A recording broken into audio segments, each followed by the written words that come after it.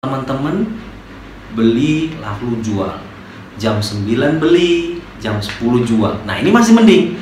Ada yang jam 9 beli, jam 9 lebih 15 dijual.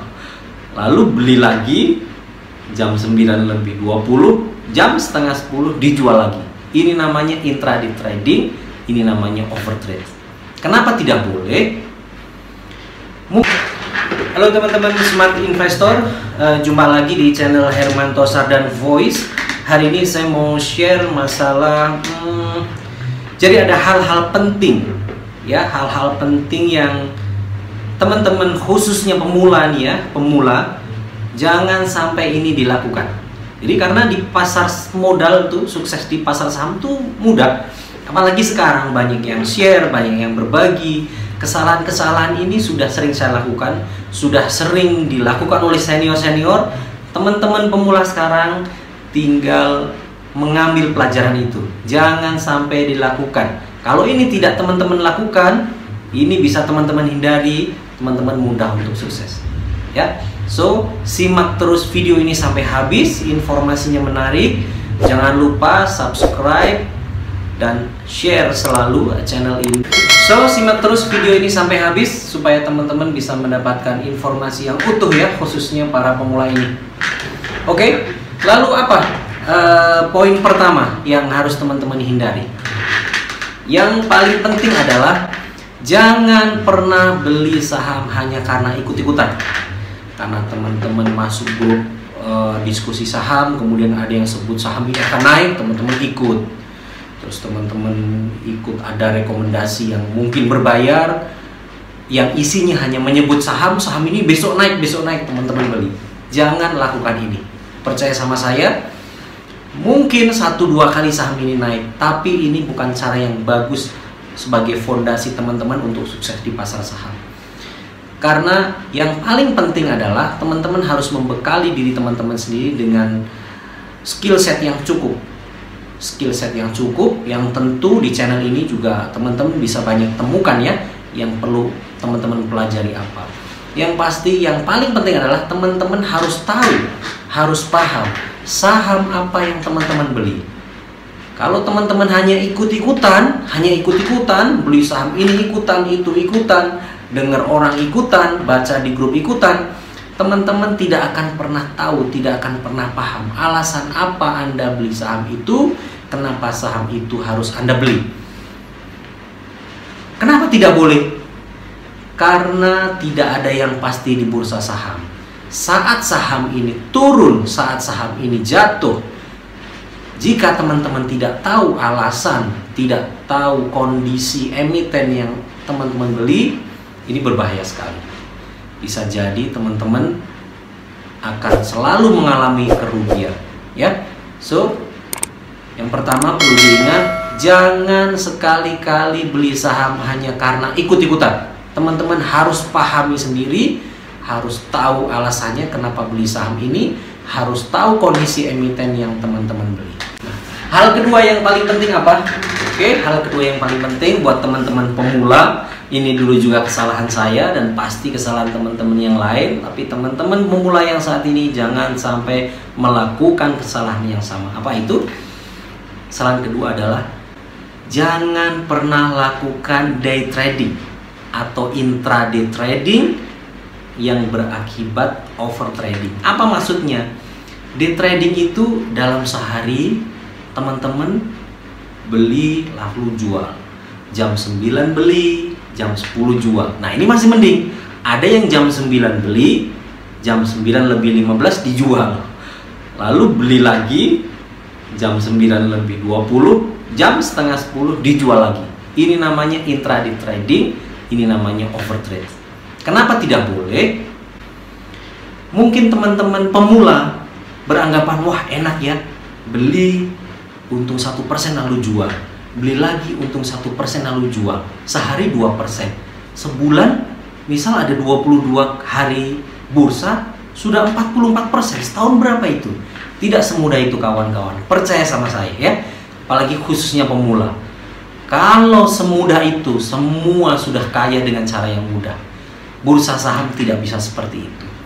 Anda sekali dua kali saja dapat 1%, 2%. Tapi sekali Anda kejeblok karena kesalahan model begini, puluhan persen langsung hilang. Dan itu sangat berat untuk mengembalikan ke kondisi semula. Ya. Selain memang risikonya tinggi, day trading, intraday trading, atau overtrade, kegiatan overtrade seperti ini menanamkan mental yang tidak bagus, memberikan fondasi yang tidak bagus buat Anda sebagai seorang investor. Ya. Lalu apa yang harus dilakukan? Nanti di video selanjutnya akan kita bahas bagaimana strategi-strategi yang bagus. Yang pasti hal kedua ini jangan sampai dilakukan. Simpelnya, kalau mau beli saham, kalau belum tahu apa saham yang mau dibeli, bisa follow social account saya, ada Instagram, ada Telegram, atau nanti setiap ada live di YouTube, teman-teman bisa ikuti, bisa tanya langsung. Di situ akan saya jawab, akan saya jelaskan. Simple, Anda beli, Anda simpan 2-3 bulan baru Anda jual. Ini hasilnya lebih pasti, resikonya jauh lebih kecil, dan aset Anda tumbuh dengan tenang. Anda juga bisa sambil bekerja dengan tenang. Oke, sekarang yang ketiga. Nah, ini yang ketiga ya, buat pemula. Yang tidak boleh Anda lakukan sebagai seorang pemula adalah membeli saham dan mempersepsikan saham murah hanya karena gara-gara harga nominalnya murah. Ya, gini, saham itu kan ada yang harganya 200, ada yang harganya di bawah 100 bahkan. Ya paling bawah 50 ya. Kan ada yang harganya 60, ada harganya 70. Jangan sampai teman-teman pemula khususnya mempersepsikan bahwa aku beli saham yang harga 70 aja deh, ini lebih murah loh dari saham yang harganya 4.000. 70 ini nanti akan naik ke 100, ke 150, ke 200, ke 300 dengan mudah. Berapa kali lipat itu? Itu harganya sudah 4.000, nggak bisa naik lagi, sudah berat. Itu salah total ya. Itu jangan dilakukan. Ini sering saya dapatkan.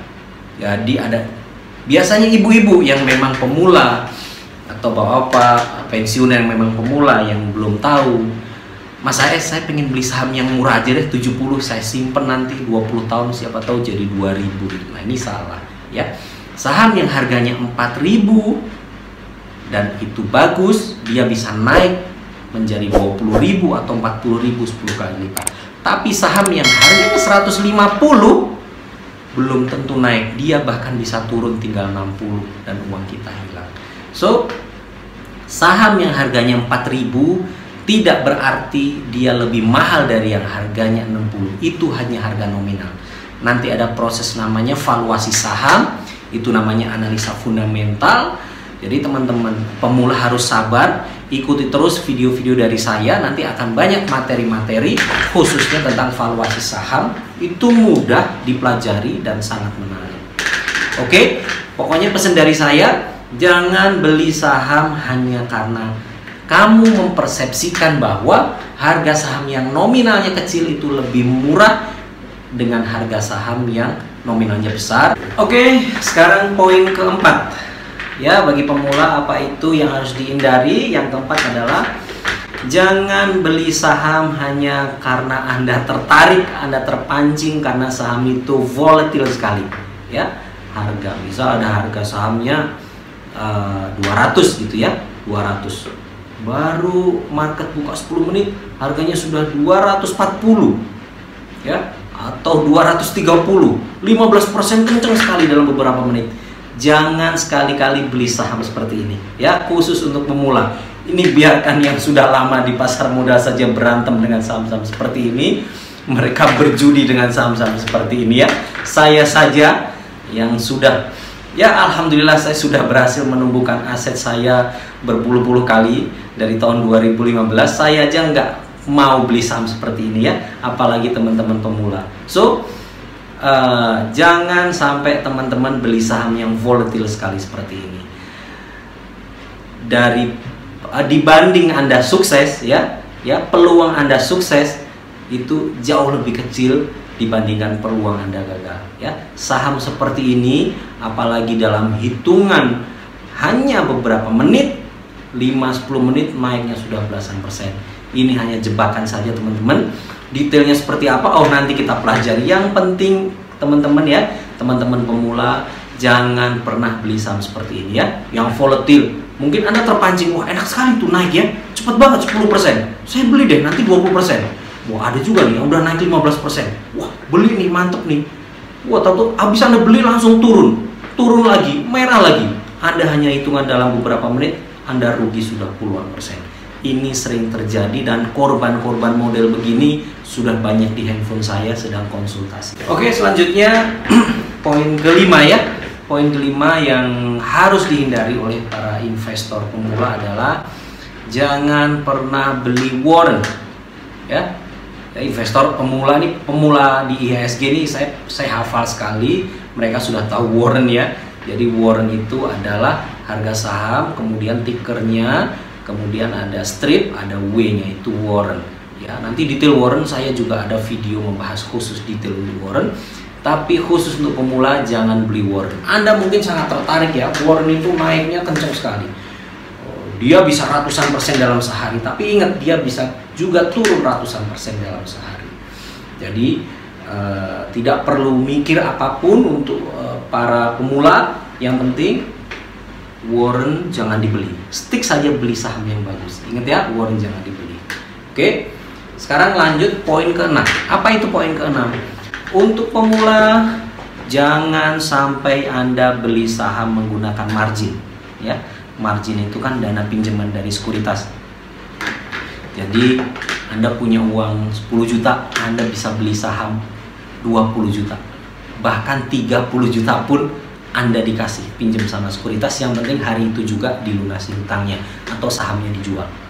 Ya, sebagus apapun kondisi market, sebesar apapun eager Anda untuk berjudi di market, kalau marketnya bullish, khusus untuk pemula jangan pernah pakai margin ya.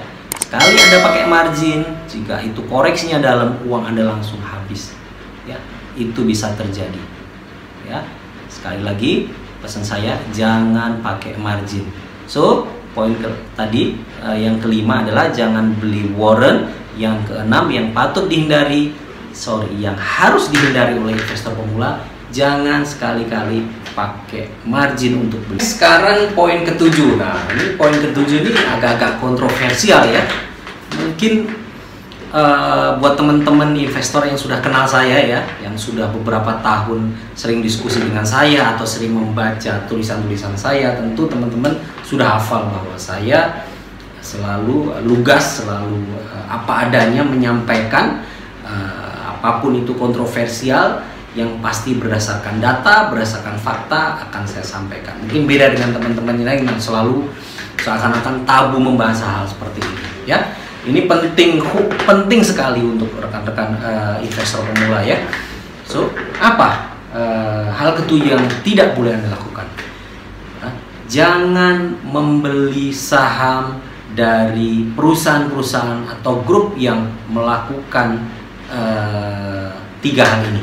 Pertama, perusahaan tidak dikelola dengan GCG yang baik ya,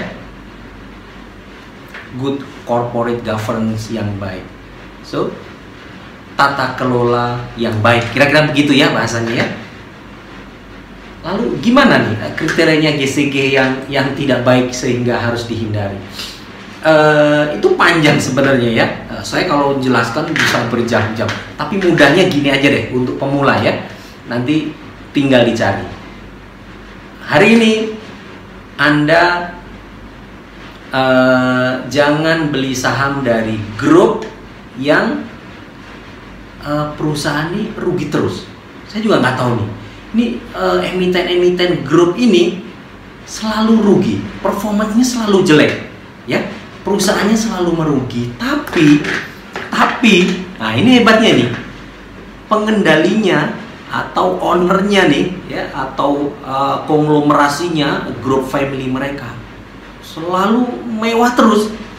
Jadi mereka selalu banyak duit. Jadi kita bingung nih, perusahaannya selalu merugi, kondisi performance keuangannya nggak bagus, tapi ownernya selalu mewah, mereka selalu banyak uang, mereka bahkan bisa membeli saham dari market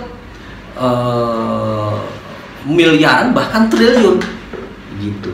Nah, ini ada yang model-model seperti ini. Ini kenapa bisa begini? Nah, ini sesi lain lagi nanti saya jelaskan. Tapi yang pasti ada satu hal penting, yang model-model perusahaan seperti ini jangan dibeli. Yang mana, Mas AS? Oke, saya kasih ya. Jangan pernah beli saham grup Bakri dan grup Lipo untuk saat ini ya, khusus pemula ya. Dua grup ini jangan dibeli. Nah, nanti kalau ada grup lain yang mirip-mirip begini ya, yang sudah mulai model-model begini, saya akan kasih tahu, saya akan update. Tapi yang pasti dua grup ini jangan sampai Anda beli. Oke?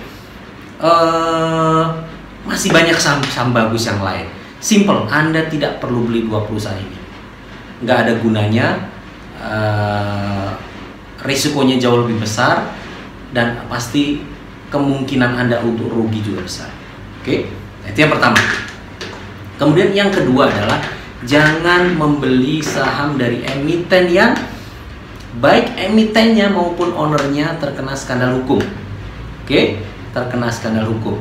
Ini biasanya mudah ya untuk diketahui karena informasi terkait perusahaan terbuka itu juga terbuka, namanya perusahaan terbuka. Biasanya ada keterbukaan dari Bursa Efek.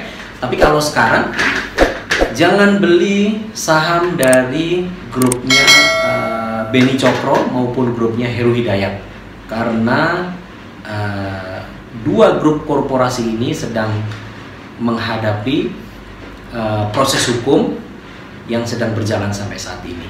Ya, saya tidak terlalu banyak komentar tentang proses hukum yang sedang berjalan. Yang pasti dua grup ini tidak perlu Anda beli. Oke? Jadi tadi ya terkait dengan tata kelola yang baik, pertama, kedua, yang terakhir, yang ketiga adalah ini juga cukup mudah nih. Teman-teman pemula jangan membeli saham dari emiten yang telat melaporkan laporan keuangannya. Ya, gitu ya. Itu mudah. Jadi teman-teman pemula tinggal cek di aplikasi apps-nya masing-masing LK untuk perusahaan ini apakah sudah terbit atau belum. Jika ada company yang terlambat menyampaikan laporan keuangannya, bahkan keterlambatannya tuh ekstrim sampai beberapa bulan, misal laporan keuangan tahunan 2019, hari ini bulan Juni ya, 2019 ada yang belum menyampaikan, nah perusahaan model gini nggak usah dibeli. Alasannya apa? Udah pokoknya nggak usah dibeli aja untuk pemula ya. Yang pasti tata kelola perusahaan ini nggak baik ya. Mereka tidak akan pernah mau memikirkan investor karena LK pun mereka telat ya. Oke, itu poin nomor 7 ya. Saya rangkum lagi, teman-teman jangan sampai membeli dari perusahaan-perusahaan yang tidak dikelola menggunakan tata kelola yang baik. Pertama itu tadi ya, perusahaannya rugi terus tapi ownernya, bos-bosnya kaya raya, banyak duit terus ya. Bakri, Lipo nggak usah dibeli. Yang kedua, sedang bermasalah dengan hukum, grupnya Heru Hidayat, grupnya Beni Cokro jangan dibeli.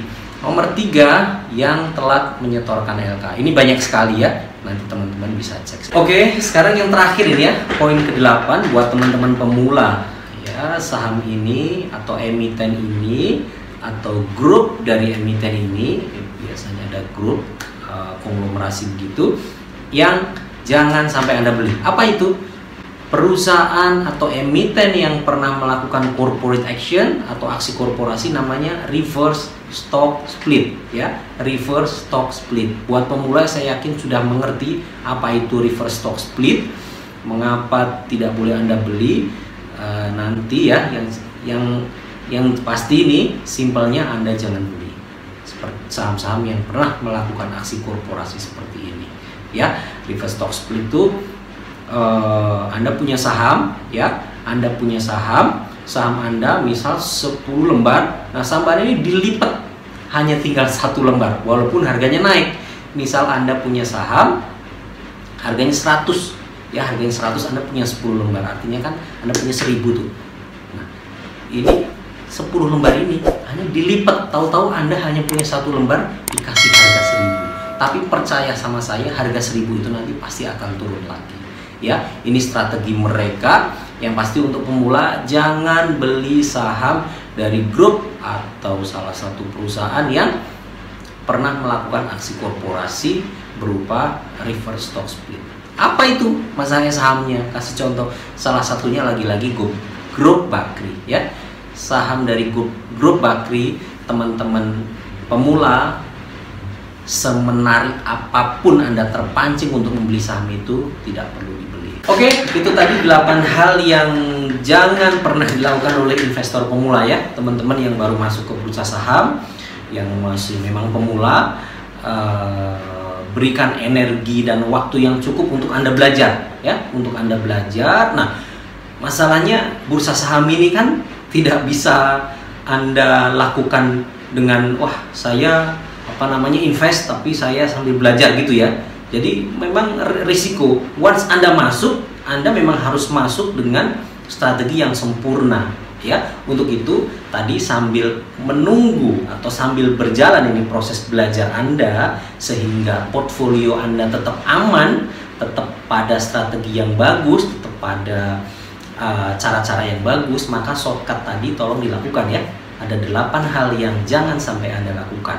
Jadi kalau ini tidak benar-benar Anda jalankan, 8 hal kesalahan ini tidak Anda lakukan, tentu hasil portfolio Anda saya bisa jamin akan aman. Mungkin pertumbuhannya belum maksimal karena Anda masih belajar, tapi paling tidak risiko-risiko yang mengancam yang dulu pernah saya alami atau senior-senior Anda alami itu tidak terjadi.